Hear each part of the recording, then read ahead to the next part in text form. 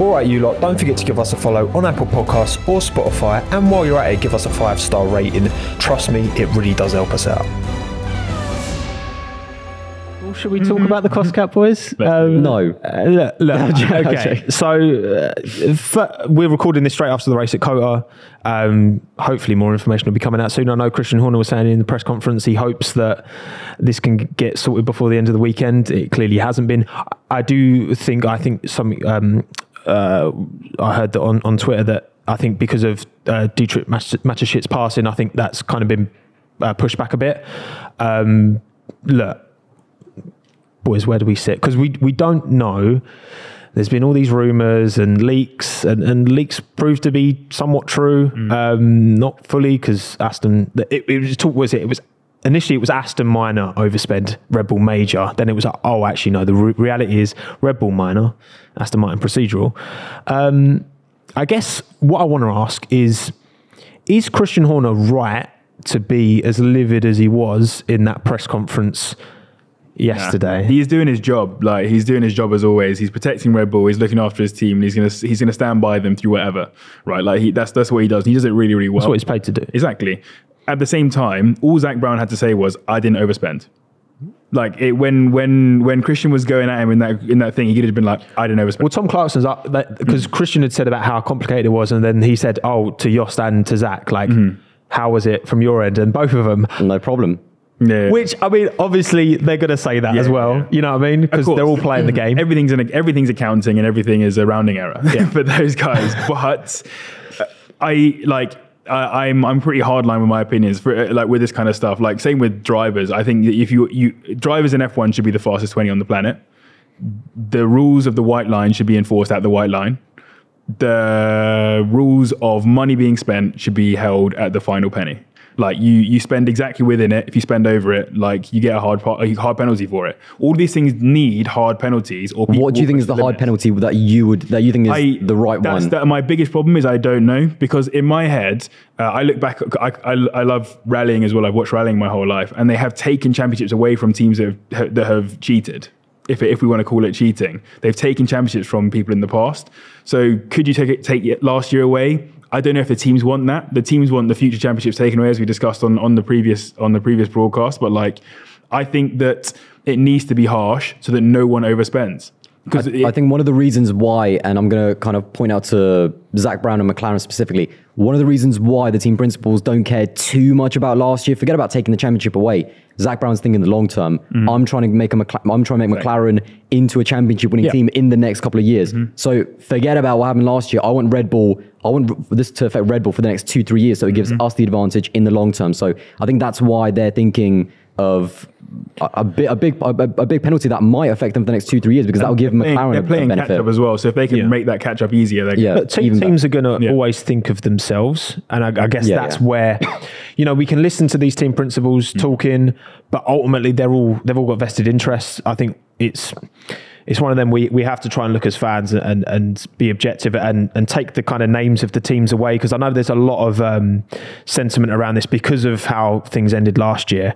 There's a lot of kind of anti-Max, anti-Red Bull sentiment, and look, people are entitled to their opinions, but I think this, because it's Red Bull, that makes this whole, like I was saying this on stream, and they've just won the championship. No one will give a fuck if it was Aston Martin who overspent last year. Not like it, because the potential repercussions wouldn't potentially change things. Yeah, I think is as well, like the anti-Max, anti-Red Bull sentiment from last year is just kind of wrong, because it should be an anti-FIA sentiment. We've seen the FIA do blunders all of this year and all of last year, or stuff that we can definitely debate around whether it was right or wrong. Sure. And the end of last season was an FIA blunder. It wasn't a Red Bull Max didn't do anything wrong. Max did nothing wrong on track. Like, he did everything that he was supposed to do in that moment. If you're not going to punish someone for pushing someone 3 miles wide at Brazil, then why blame him for you can't blame him for doing it. Yeah, exactly. Yeah. Like, as in, if it's calm to do that, then do it. That's what Charles said afterwards as well. Yeah. This is a Red Bull problem.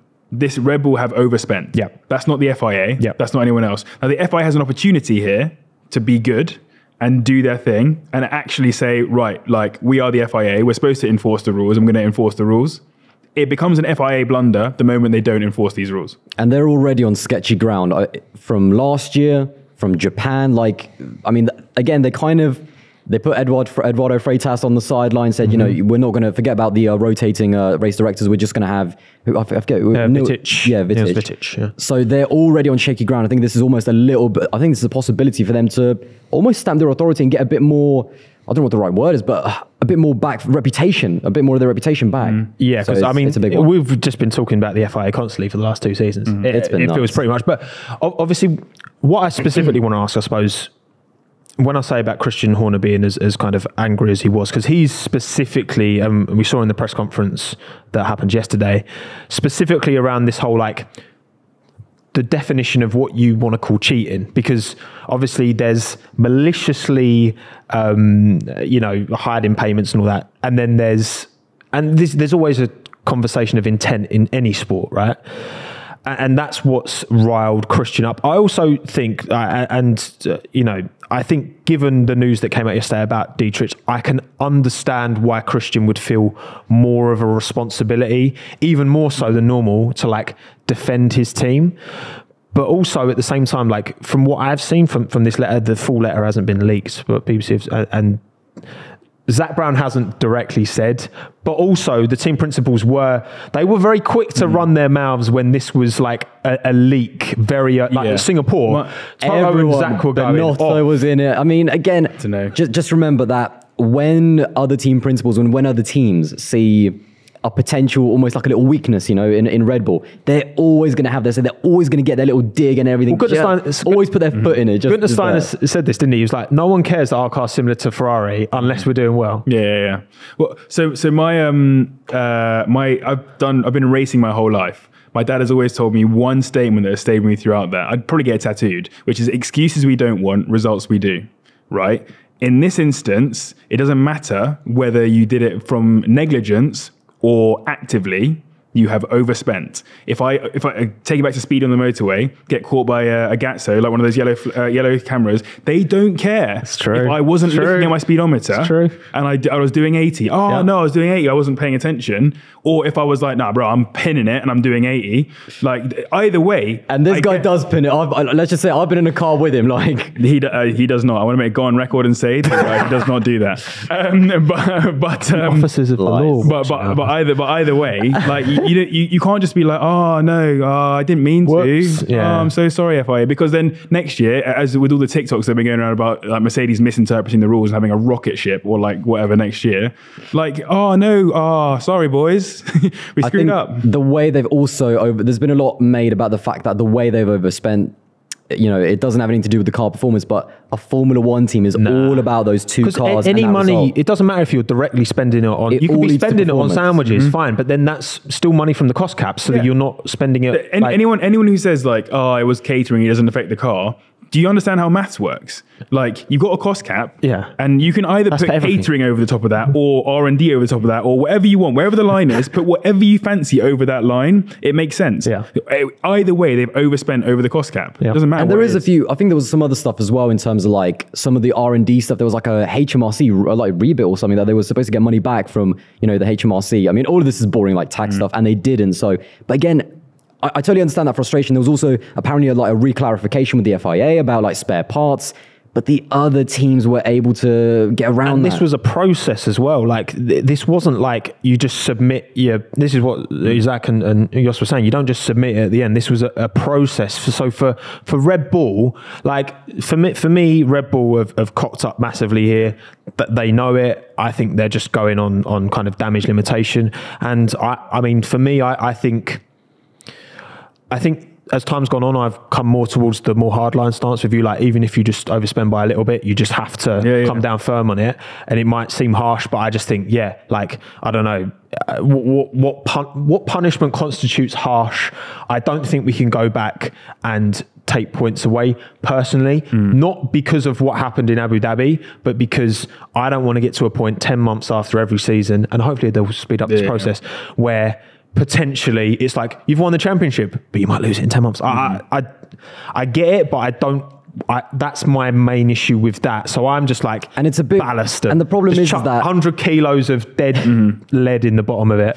Sodom. and It has so it either has to be monetary, but so much money that it's literally like Take it off the cost cap. yeah. I think the problem is that Red Bull, again, keep in mind that those top teams, they had to come down from the cost cap. They've got money. Whatever fine is given to them, they've got plenty, and they've also got much better lawyers than the FIA as well. Like the reason why this whole plea deal is like being talked about, the FIA don't want to go to court because the people that actually realize like the FIA don't have enough more money than the teams. Like the teams have so much money and so many lawyers that they could probably fight it until for the next couple of years. That's why this plea whole plea deal. Then they FIA want to sort it out. just include lawyer fees in the cost cap. Well, there you go. I mean, And then it's just a constant circle of we're overspending on lawyers. but it makes it also awkward that it is Red Bull that have won the drivers last year and the drivers and constructors. You can't take that away from the fact that the team that has overspent in whatever capacity, I tell you what, the rumor's 1.8 mil, Christian Horner says 200, but they're the team if the rule was, I appreciate Tommo's point around like you don't want to wait 10 months, but if the rule was you overspend, you get DQ'd from the championship. No teams overspending. Yeah. There's never going to be a catering. But there's got to be nuance as well. I feel like there's got to be some kind also of part nuance. of me thinks if that was DQ from the championship, I could get behind that if that was if that was written the start. Agreed. From the start. I think because they've given all of these options, Then it's And look, I just don't want to be in another like Ferrari 2019 bollocks about the engine where it's all kept behind closed doors. That's why I worry about that, and also where if Red Bull accepts this ADA and or ABA whatever it is, and then apparently it all should come out.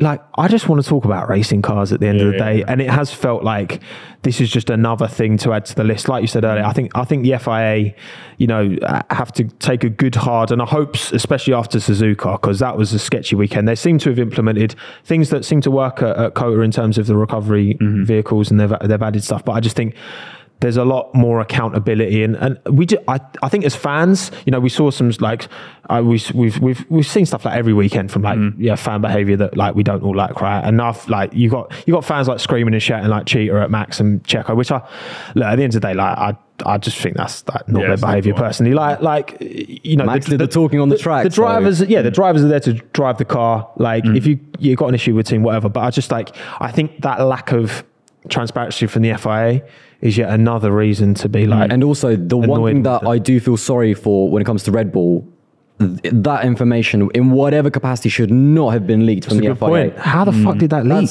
That is seriously like confidential stuff that there should never have been any rumors, and that's on the FIA. Because like Red Bull, this should have been sorted out. Like, of course, we want to see the transparency, but not from rumors or Nah, this is how the paddock works though. Like the paddock works like that. The rumors spread so fast. These guys go for drinks with each other. They have a good time together. Like Red Bull hosts parties in the thing with other teams coming to join them. Like it's all chill.